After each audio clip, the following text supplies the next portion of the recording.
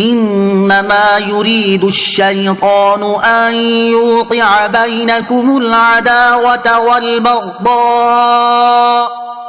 والبغضاء في الخمر والميسر ويصدكم عن ذكر الله وعن الصلاة فهل أنتم منتهون؟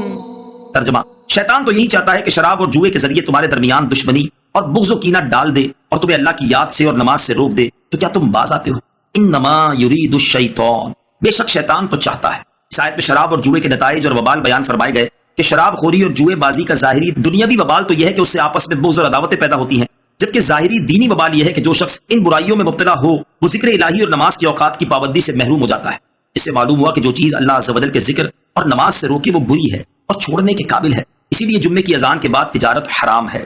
وَأَطِيعُوا اللَّهَ وَأَطِيعُوا الرَّسُولَ وَاحْذَرُوا فَإِن تَوَلَّيْتُمْ فَاعْلَمُوا أَنَّمَا عَلَى رَسُولِنَا الْبَلَاغُ الْمُبِينُ۔ ترجمہ: اور اللہ کا حکم مانو اور رسول کا حکم مانو اور ہوشیار رہو، پھر اگر تم پھر جاؤ تو جان لو کہ ہمارے رسول پر تو صرف واضح طور پر تبلیغ فرما دینا لازم ہے۔ وَأَطِيعُوا اللَّهَ وَأَطِيعُوا الرَّسُولَ، اور اللہ کا حکم مانو اور رسول کا حکم مانو، یعنی اللہ تعالیٰ اور اس کے حبیب صلی اللہ علیہ وسلم نے جس کام کا تمہیں حکم دیا اور جس کام سے منع کیا اس میں ان کا حکم مانو، اور احکامات اور ممنوعات میں اللہ تعالیٰ اور اس کے حبیب صلی اللہ علیہ وسلم کی مخالفت کرنے سے ڈرو۔ پھر اگر تم اس سے منہ موڑ دو جس کا تمہیں حکم دیا گیا اور جس سے منع کیا گیا، تو جان لو کہ اس سے ہمارے حبیب صلی اللہ علیہ وسلم کا کوئی نقصان نہیں، کیونکہ ہمارے رسول صلی اللہ علیہ وسلم پر تو صرف واضح طور پر تبلیغ فرما دینا لازم ہے، بلکہ اس میں تمہارا اپنا نقصان ہے کہ تم اپنے اعراض کی وجہ سے اللہ تعالیٰ کی ناراضی اور اس کے عذاب کے مستحق ٹھہرو گے۔ لَيْسَ عَلَى الَّذِينَ آمَنُوا وَعَمِلُوا الصَّالِحَاتِ جُنَاحٌ فِيمَا طَعِمُوا إِذَا مَا اتَّقَوْا وَآمَنُوا وَعَمِلُوا الصَّالِحَاتِ ثُمَّ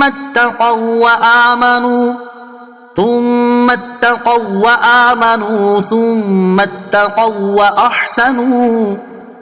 وَاللَّهُ يُحِبُّ الْمُحْسِنِينَ۔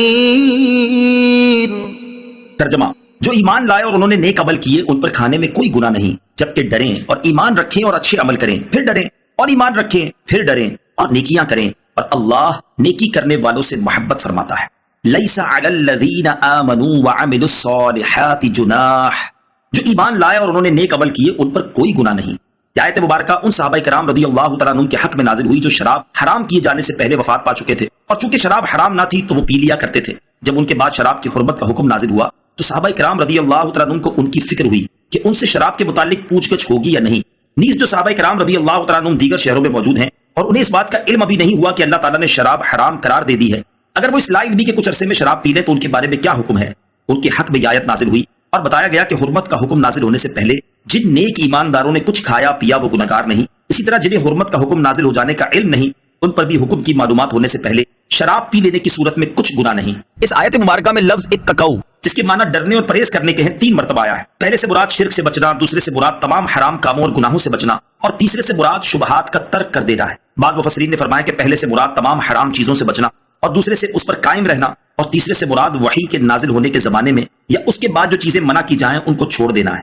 بعض مفسرین نے یہ معنی بیان کیا کہ پہلے بھی گناہوں سے بچتے رہے ہو اور اب بھی بچتے رہیں اور آئندہ بھی بچتے رہیں۔ یا ایھا الذین آمنوا لیبلونکم اللہ بشیء من الصید تنالہ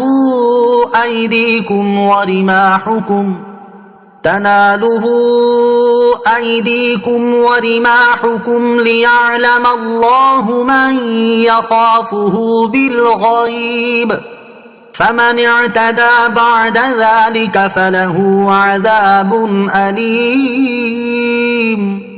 ترجمہ: اے ایمان والو، ضرور اللہ ان شکاروں کے ذریعے جن تک تمہارے ہاتھ اور نیزے پہنچ سکیں گے تمہارا امتحان کرے گا، تاکہ اللہ ان لوگوں کی پہچان کرا دے جو اس سے بن دیکھے ڈرتے ہیں، پھر اس ممانعت کے بعد جو حد سے بڑھے تو اس کے لیے دردناک عذاب ہے۔ لَيَبْلُوَنَّكُمُ اللَّهُ، ضرور اللہ تمہیں آزمائے گا۔ 6 ہجری جس میں حدیبیہ کا واقعہ پیش آیا، اس سال مسلمان حالت احرام میں تھے۔ اس حالت میں وہ اس آزمائش میں ڈالے گئے کہ شکار کیے جانے والے جانور اور پرندے بڑی کثرت سے آئے اور ان کی سواریوں پر چھا گئے۔ اتنی کثرت تھی کہ صحابہ کرام رضی اللہ تعالیٰ عنہم کے لیے انہیں ہتھیار سے شکار کر لینا بلکہ ہاتھ سے پکڑ لینا بالکل اختیار میں تھا۔ اس کے متعلق اللہ تعالیٰ نے یہ آیت نازل فرمائی، لیکن صحابہ کرام رضی اللہ تعالیٰ عنہم حکم الہی کی پابندی میں ثابت قدم رہے اور حالت احرام میں شکار نہ کیا۔ اس سے صحابہ کرام کی عظمت بھی ظاہر ہوئی اور یہ بھی معلوم ہوا کہ کسی گناہ کے اسباب و مواقع جس قدر کثرت سے موجود ہوں ان سے بچنے میں اتنا ہی زیادہ ثواب ہے۔ جیسے نوجوان کو تقوی و پرہیزگاری اور پارسائی کا ثواب بوڑھے کی بنسبت زیادہ ہے، یوں ہی جو برے لوگوں کے درمیان بھی نیک رہے وہ نیکوں کے درمیان نیک رہنے والے سے بہتر ہے۔ حضرت سیدنا یوسف علیہ السلام اور زلیخا کا واقعہ بھی